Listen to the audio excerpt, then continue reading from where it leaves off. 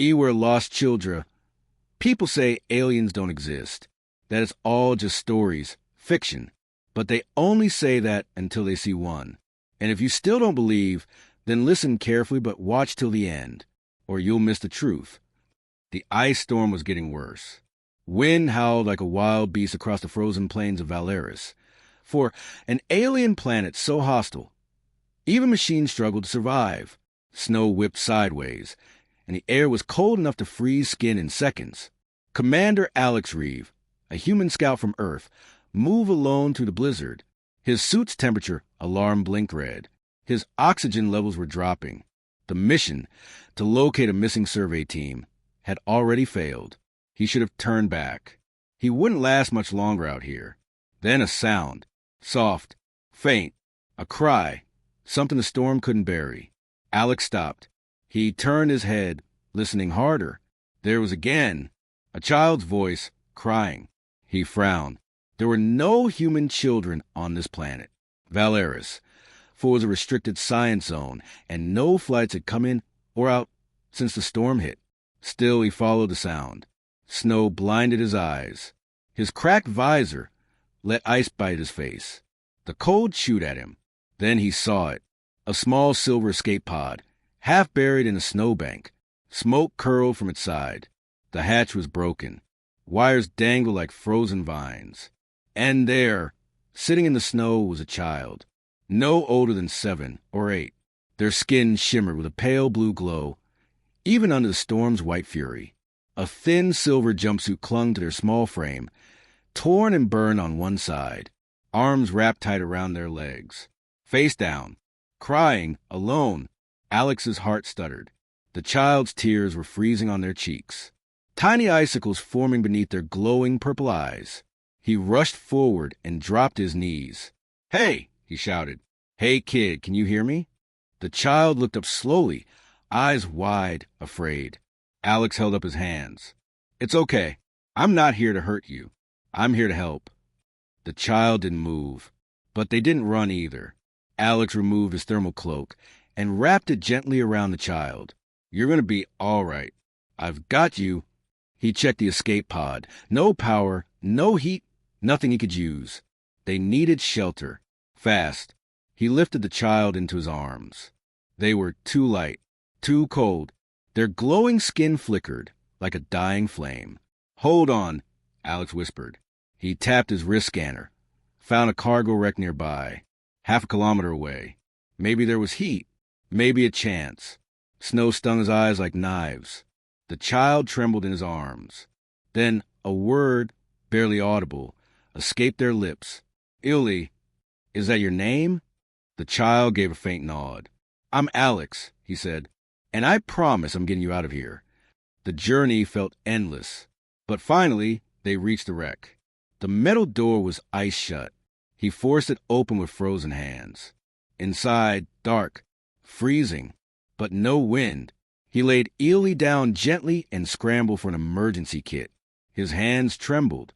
The child was barely breathing. "Come on, where's the power?" He found a small backup heater, plugged it in, switched it on. A faint red glow filled the room. Warmth, slow but steady. He sat beside the child, rubbing their arms carefully. "You're safe now," he whispered. Ely blinked, their glow returning.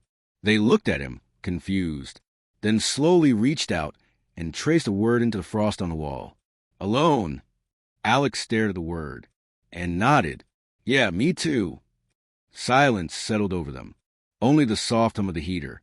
Then, outside the window, a flash of green light. Alex peered through a crack in the wall. Figures moved through the storm. Tall, thin, floating. Not human, not machines either. They glowed like frost and lightning.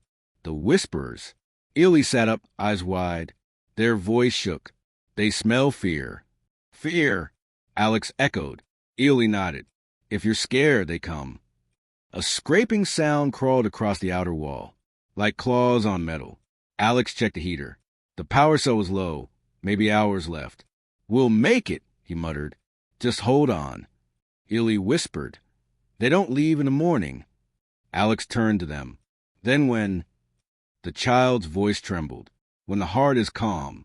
No fear, no sadness. Alex didn't answer, because he was afraid, not of dying, but of failing. Again, he looked at Ely and saw something familiar, not just an alien child, but a soul left behind, just like his daughter, Leia, lost in a snowstorm years ago, because he couldn't reach her in time.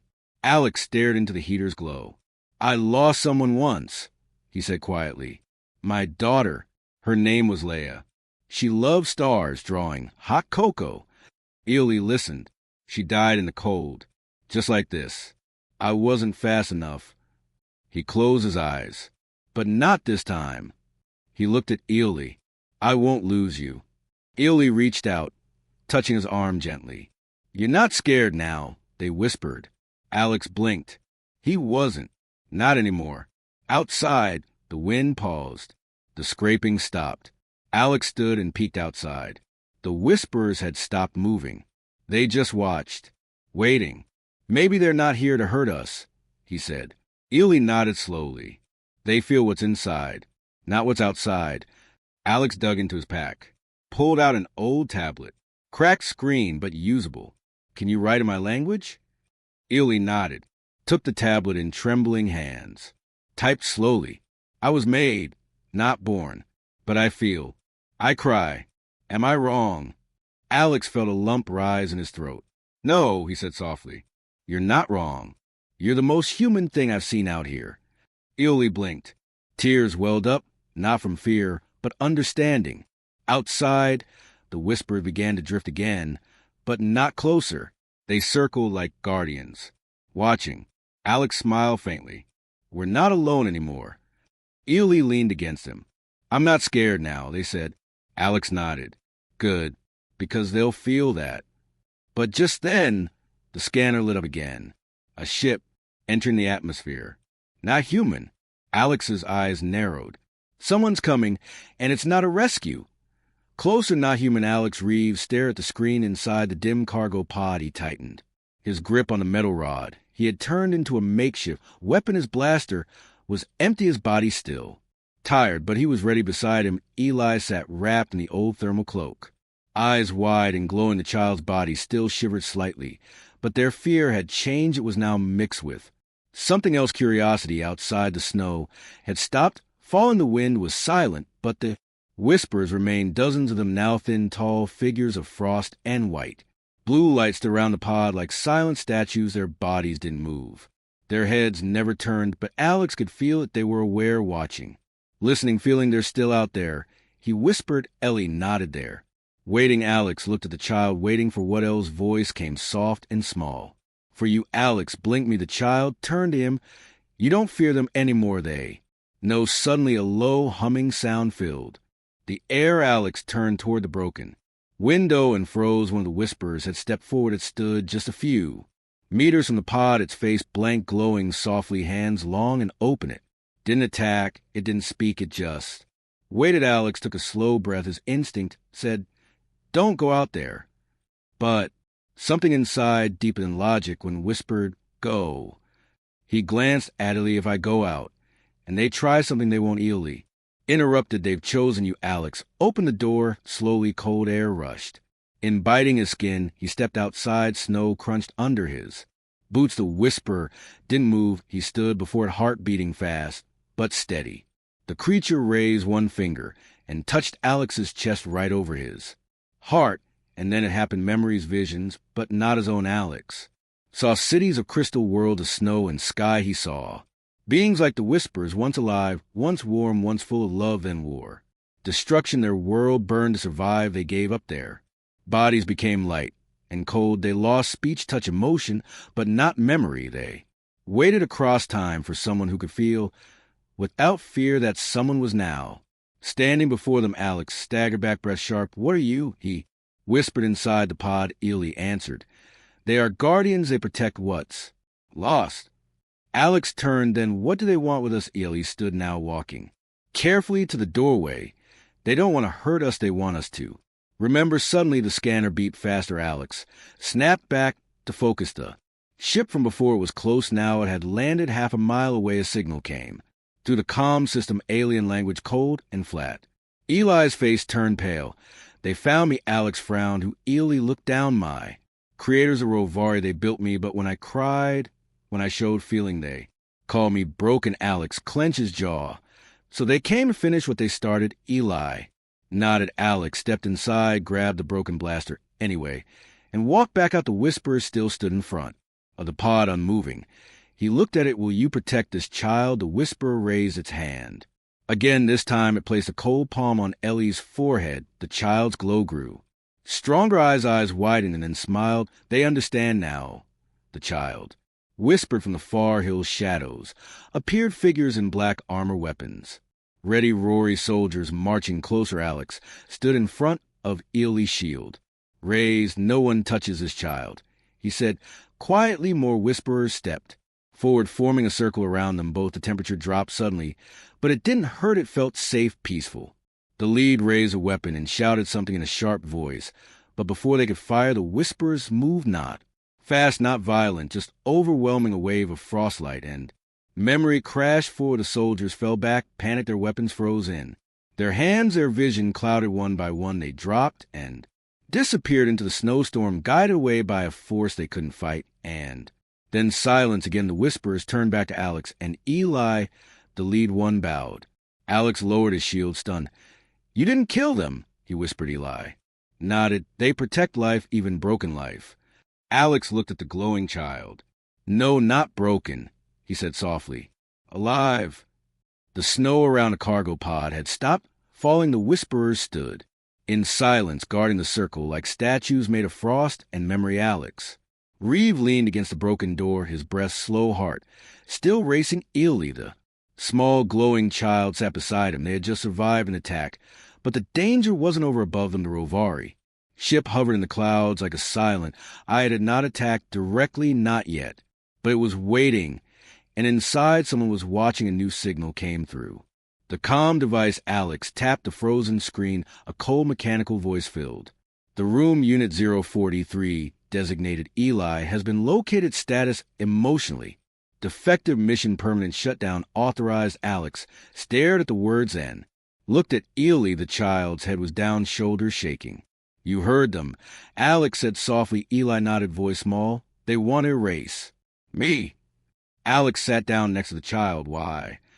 There was a long pause, and Eli began to speak slowly, carefully. I was made, not born inside a Rari lab. They used mixed DNA, human Moran, even Whisper cells. I was supposed to be perfect, smart, quiet, obedient. Alex frowned. But you're not. Eli looked at him, tears forming. I asked questions. I cried. I hugged my caretaker once, and they said I was wrong, that I had feelings, that I was a mistake. Alex felt something heavy in his chest. How old are you? He asked. I don't know. Ellie said, I've only been alive for 16 months, but my mind learns fast, too fast. They said. Alex shook his head. So instead of fixing things, they threw you away. Eli nodded. My pod was not damaged. It was dropped on purpose. Outside, the Whisperers glowed slightly, as if mourning silently. Alex closed his eyes for a moment. Then he looked at the scanner. The Rovari ship was powering up something, a focus beam. Looks like they're getting ready to wipe this place clean, he muttered. Ellie stood up slowly. I'll go. Alex blinked. What? Ellie stepped toward the door. If I leave the shelter, maybe they won't hurt you or the Whisperers. Alex grabbed the child's arm gently. No, you're not going anywhere. But no, he said firmly. You're not a weapon. You're not a machine. You're a child. You deserve better. Eli's lips trembled. Then why did no one save me before? Alex looked into those wide, glowing eyes and felt something shift deep inside. Because no one cared, he said quietly. But I do. Eli blink. Why? Alex took a long breath. Because once I lost someone I loved, and I promised myself I wouldn't let it happen again. A tear slipped down eyes. Cheat. But this time it didn't freeze. It glowed. Outside, the Whisperers all turned toward the sky. Alex followed their gaze. The Rovari ship was descending slow, quiet, threatening. A deep hum filled the air. Then another signal crackled. A new voice, smoother, older, almost human. Commander Reeve, you are protecting stolen property. That child belongs to the Rovari Empire. Alex picked up the comm and replied, voice calm but cold. No, that child belongs to no one. A pause, in the voice said, you will return the unit or be destroyed along with it. Ellie stepped closer. You don't have to fight them, Alex. I'll go if you say so. Alex looked down at the small hand gripping his jacket. He smiled faintly. Then I say, this we fight. Outside, the whisperers formed a glowing circle around the pod. Ellie whispered, they will help, but they can't attack first. They only respond to. What's inside, Alex understood if he gave in a hate. They wouldn't help, but if he stood for something better, and they would answer. He took a step outside, holding Ellie's hand. He looked up at the ship and spoke. Clearly, I don't care what you call Ely Unit Lab product mistake. That child has a heart, and no empire will erase that while I'm still breathing. The whisperers glowed brighter. A wave of warmth passed through the ice, and then the Guardian stepped forward. One of the whisperers, larger, brighter, older, moved toward Ely. It knelt, placed a hand on the child's shoulder, and said something in a voice made of wind and memory. Ely translated. He says, I'm not a mistake, I'm the bridge. Alex stared bridge to what Eli smiled between human, feeling in alien minds between broken and beautiful. Above them, the Roviri. Ship's lights turned red. They were coming, and Alex knew the next choice would decide everything. The red lights on the Rovari warship began to blink faster. It hovered just above the ice engines, humming low like a warning growl. Inside the half-buried cargo pod, Commander Alex Reeves stood quietly, watching to the cracked window. Beside him, Eli, the glowing alien child, stood with wide eyes and a brave face. The whisperers were still outside, silent, still waiting. Alex turned to Eli. We don't have long. Ellie nodded. What are we going to do? Alex pulled a small satchel from his pack. Inside were the last pieces of tech from the Crash 2 signal. Flares, one heat beacon, one short-range EMP spike, a half-Dedad plasma cutter. Make fire, Alex said, and make noise. Eli tilted their head. Noise brings the whispers, right? Alex smirked. Exactly, but this time it'll bring them to fight. He pointed at a narrow ridge above the pod. We'll send a fake heat signal there. If they try to land, they'll land in the wrong place. We make the noise draw them away from you. Eli frowned. What about you? Alex looked down. I'll stay close enough to stop them if they get near. Close enough to protect you. Eli's glow dimmed slightly. You might not survive. Alex crouched to eye level. I've already survived too many things. This one it matters. He handed Eli the flare. Get to the ice trench just behind the wreck. The whisperers will follow you. Ellie took the flare. Their hand trembled just a little. Then they whispered, why are you risking this? Alex paused and said, because once I couldn't save the child I loved. He placed a hand on Ellie's shoulder, but this time I can. Outside, the storm was gone, but the cold still cut like glass. Alex moved fast, planting the beacon into the snow. He lit the signal, a soft red pulse, then aimed the EMP spike at the center ridge. He only had one shot. The air shimmered with energy above. The Rovari warship began to descend just like he expected. Alex crouched behind a broken engine shell. Ellie was already in the trench, the flare ready in there. Small hand whisperers had followed, circling the child protectively, but the enemy had found them too fast. The warship lowered just over the ridge, its doors open, and black armored Rovari soldiers dropped into the snow. 3, then 5, then more weapons drawn. Helmets scanning. One shouted in their cold alien voice, retrieve the unit. The human is secondary. Alex didn't wait. He triggered the EMP spike. A blast of electric blue shot out, disabling half their tech. Rovari helmet spark comms glitched. Some fell, others fired blindly. Alex rolled out, blaster drawn, empty, but enough to scare over here. He shouted, wrong heat signature geniuses. They turned toward him, confused. One aimed and fired. Alex barely dodged. The blast tore through the snow. He ran back, leading them away from Ely. His heart pounded, legs burned, but behind him something else moved. The whisperers, they came without sound, tall, glowing, flowing like ice through the wind. One Roviri soldier screamed as a whisperer passed through him, not killing, but freezing his fear. The man dropped his weapon and fell to his knees, shaking. Another tried to run, but light wrapped around his limbs like snowfire, holding him still. Ellie stood at the edge of the trench, watching it all. They looked at the flare in their hand and dropped it into the snow. Instead, they walked forward toward the soldiers, toward the ship. Alex saw it and shouted, Ellie, no. But the child didn't stop. I have to choose, they whispered. Hiding is not enough. The Rovari commander stepped out of the ship, tall and cold, his armor shining black. He raised his weapon at Eli. You are a mistake. He said, a soft creation flawed by emotion. Ellie looked up at him. I feel that makes me stronger than you. The commander aimed, and then Alex leapt between them. No. The blast hit his side. He fell gasping. Eli screamed. And the Whisperers ignited for the first time. They attacked not with silence, but with light, blazing white light. The commander's weapon shattered his armor. Cracked, the ground shook beneath the energy of thousands of frozen memories, finally set free when the light faded. The ship was silent. The Rovari were gone. Snow fell gently again. Alex lay in the trench, eyes closed, breathing shallow. Eli knelt beside him, glowing bright. You chose fire. They whispered. Alex opened one eye and smiled weakly. Told you this. Time I'd save the child. The snow was soft again. No wind, no sound, just the cold and the silence that comes after battle. Eli knelt beside Commander Alex Reeve, who lay half buried in the snow, his chest rising and falling slowly. The blast had torn through his armor. The glowing heat from the Rovari weapon had scorched his side. His breath steamed weakly into the cold air. Ellie's small hands hovered above his chest. Their voice trembled. Don't go, please. Alex opened his eyes. Just a little. You okay? He whispered. Ellie nodded quickly. Yes, you protected me. You stopped them. Alex gave a faint smile. Good, that's all I wanted. His eyes started to close again. No, Ellie said, voice rising. Stay awake, I can help. The Whisperers stood around them, glowing like frozen lanterns, but they didn't move. Eli turned toward the tallest one, the Guardian. They stepped forward, standing between light and shadow. Please, Eli begged, and he saved me. Can't you save him? The Guardian didn't speak, but a wave of soft wind circled.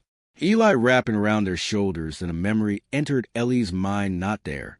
On a vision, they saw the past long ago when the Whisperers had warm bodies, when they had faces, names, families, but they gave it all up, their form, their warmth, to protect a seed of hope, a future. That seed, and was Eli, born from their memory, from their sorrow, from their love. A voice echoed inside. Eli's thoughts. You were never a mistake, you were a gift, but to awaken fully you must choose. Eli blinked. Choose what? The voice replied.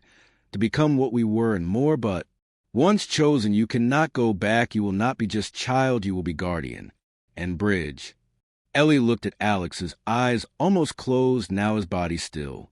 The decision was clear. No more hiding, no more fear. Eli stood. I choose. The Whispers began to move. Snow lifted into the air, spinning in a glowing spiral. Light flowed toward Eli from every whisper, from the ground, from the wind itself. Ellie's small body rose above the snow. Their glow became brighter, no longer soft, but shining. Their skin changed, becoming silver white, like living crystal eyes, like stars' hair, floating like frozen flame.